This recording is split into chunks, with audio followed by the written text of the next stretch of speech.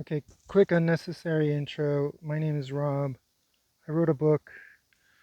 I wrote a programming language. I do things no one knows about. Sometimes I write essays because I get horrified when I hear an ad for a thing. Anyway, I wrote the essay. I put it on the screen on the right. You are on the left. Hopefully the video doesn't record this in mirror because that ticks me off.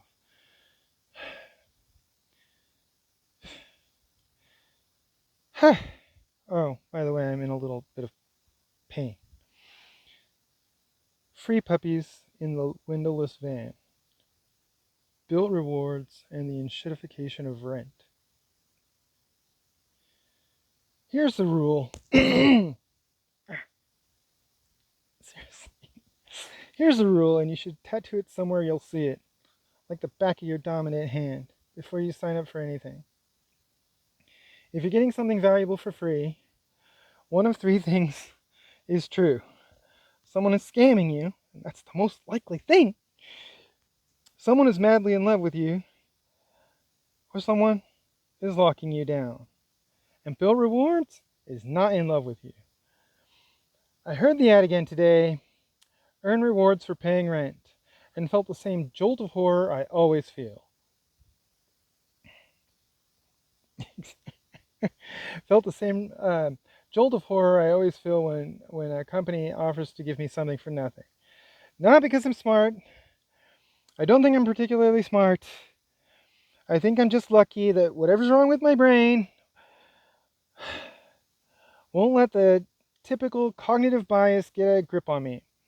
When a multi-million-dollar fintech company says, here, have some free points, no charge, well, I don't give a shit about airline miles, and I'm homeless. I don't pay rent. I'm waiting to die, so I can be a little bit more objective. So my first question isn't, how many flights can I book? It's, what the hell do they get out of it? What's the proposition that they're trading? Because it's a loss leader or whatever I don't know, in one of those financial terms, right? Anyway, when I can't answer the question of what's the exchange, the answer is something they'd rather you guys don't think too hard about. Except it's the same as every company online from the beginning. I fuck. They can't just offer a thing that people want or need. Hey, we have fine wine. Hey, we have fucking cigarettes, you addict. No. No, they fuck you over. But they get you to agree to it ahead of time. All right, fine. Back to the essay. The playbook. Verbatim. You'd think after search engines, after social media, after every app store, every rideshare, the food delivery, people will recognize the sequence by now.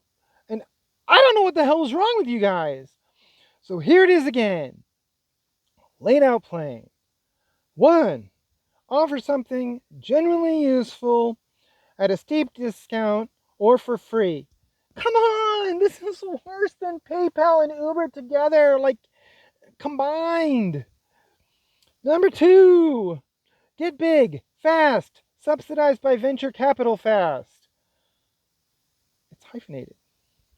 I'd show you, but it's complicated. I don't have that kind of editing tool on my phone. 3, become the default, the thing everyone uses without thinking about it. And 4, once you can't easily leave, now you're paying like a fee to pay rent and paying without using their stupid card, which probably tracks your purchases to the SKU number, becomes the hassle or becomes the thing you have to pay for. Like, oh, we charge you 5% to process your paper check. Oh, we can't do the direct assignment from your bank. That thing that we've been doing for 35 years. No, that's too hard now. You have to use the BILT system. What's wrong with you people? How is this even allowed? How is like anybody not just immediate sniff test this shit? Sorry, I keep going off script. Cory Doctorow gave this a name, Enshittification.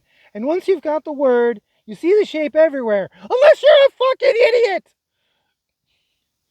Unless you're a dim fucking child who wants to pet the puppy, and then you get in the van.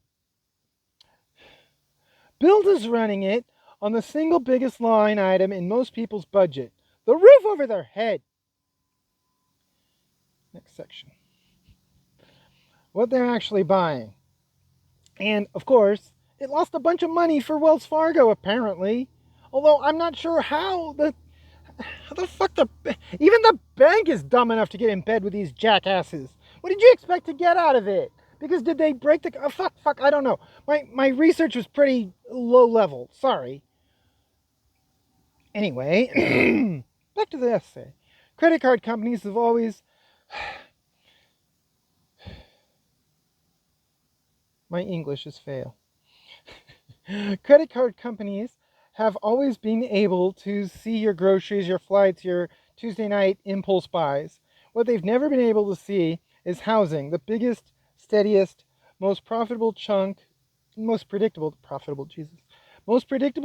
anyone's money. BILT fixes that gap for them by sitting on top of your rent. They just get you to give them your data.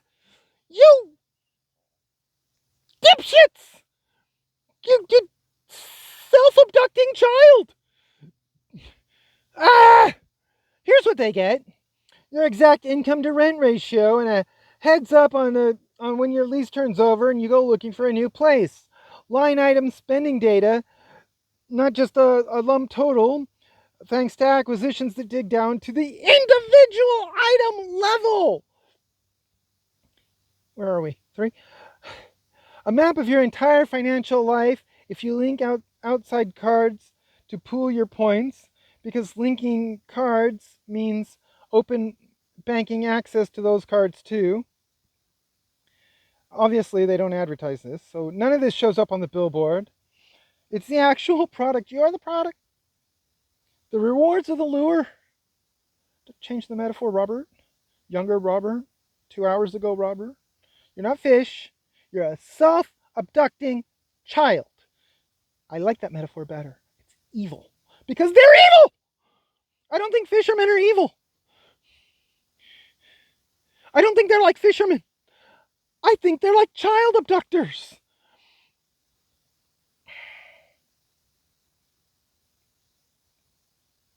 Back to the essay. And it doesn't stop at data. BILT is positioning itself as a future gatekeeper for mortgages, pre-vetting renters as future home buyers and steering them toward BILT-affiliated loans down the line. It's cutting in local businesses for a slice of your everyday spending, using rent points as a loss leader that gets you into their partner network.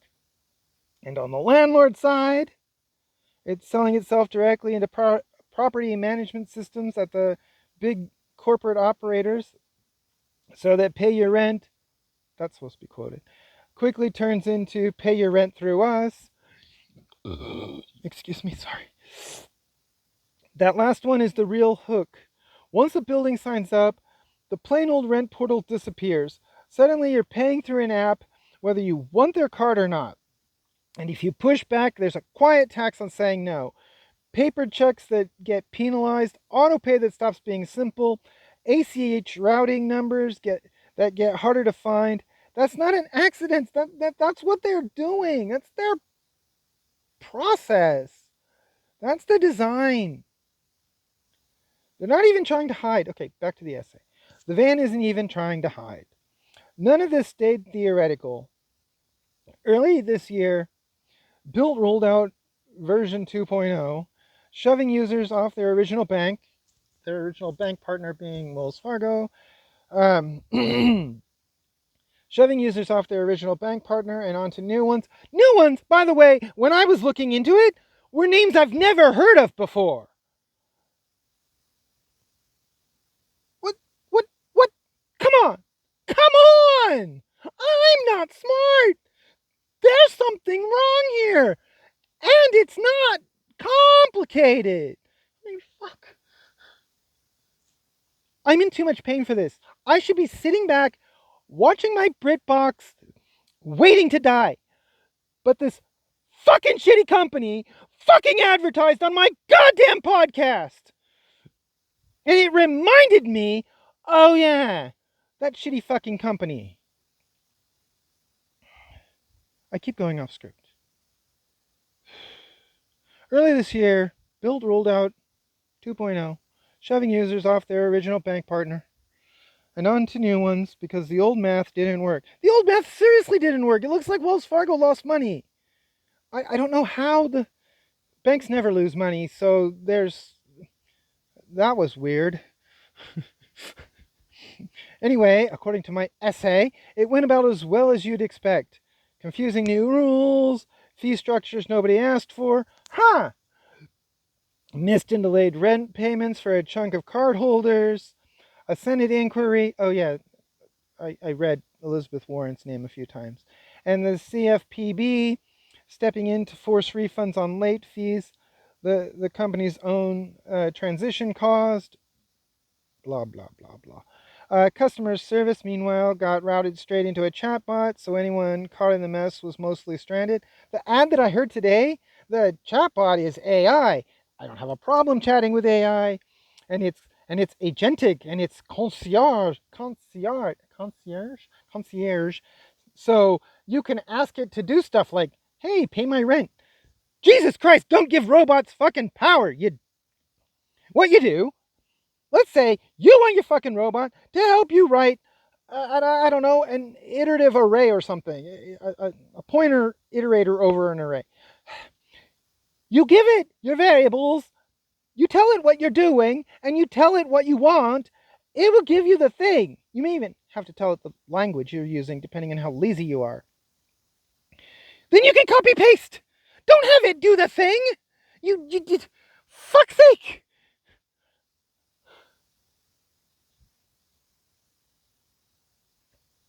For fuck's sake. Anyway, back to the essay. I'm sorry. I keep going off script.